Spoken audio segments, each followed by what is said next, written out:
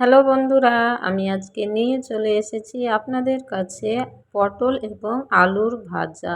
এই দেখো আমি পটল আলুগুলো এইভাবে ছোট ছোট করে কেটে নিয়েছি, তারপরে এক সাইডে ধুয়ে রেখে দিলাম। তারপরে আমি এখানে গ্যাস অন করলাম, গ্যাস অন করে কড়াইয়ে তেল দিলাম। তেল ভালোভাবে গরম হয়ে যাওয়ার পর এখানে আমি দিয়ে দিলাম পেঁয়াজ কুচি, লঙ্কা কুচি এবং রসুন কুচি দিয়ে ভালোভাবে ভেজে নিব।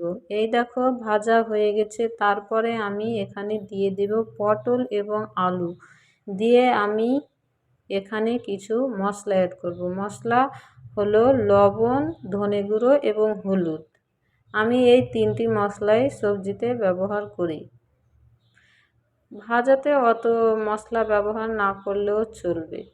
এই দেখো আমি মশলাগুলো দিয়ে ভালোভাবে পটল আলুর সাথে মিক্স করে নিচ্ছি।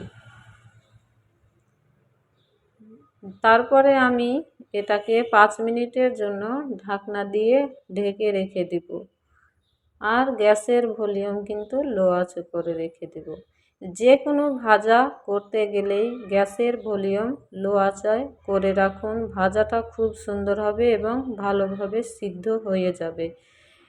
আর যদি ভলিউম জোরে করে রাখো তাহলে ভাজাগুলো কাঁচা কাঁচা ভাব থেকে যাবে এবং খেতেও কাঁচা কাঁচা লাগবে।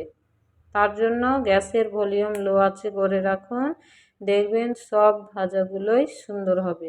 যে কিছুই ভাজা করুন। এই দেখো আমি ঢাকনা সরিয়ে সরিয়ে বারে বারে নেড়ে নিচ্ছি। এইভাবে ঢাকনা দিয়ে ঢেকে রেখে রেখে বারে বারে নেড়ে নেড়ে সিদ্ধ করে নিতে হবে। এই দেখো আমি কিন্তু আর ঢাকনা দিয়ে ঢাকবো না, কারণ এটা সিদ্ধ হয়ে গেছে। আমি ঢাকনা সরিয়ে 5 মিনিটের মতো ভালোভাবে পটল আর আলুটাকে ভেজে নিব। আমার ভিডিওটি যদি ভালো লাগে তাহলে লাইক, কমেন্ট, শেয়ার করুন এবং আরও নতুন নতুন ভিডিও পেতে হলে সাবস্ক্রাইব করুন। এই দেখো ভাজাটা হয়ে গেছে। আমি এবার এটাকে একটা প্লেটে নামিয়ে নেব। দেখতে যেমন সুন্দর, খেতেও কিন্তু সেই স্বাদ।